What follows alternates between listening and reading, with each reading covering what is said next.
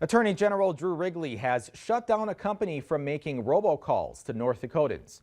The shutdown is aimed at John Caldwell Spiller II and his business partner Jacob Mears, the owners of Texas-based Rising Eagle Capital Group LLC and J Squared Telecom LLC, as well as Rising Eagle Capital Group Cayman.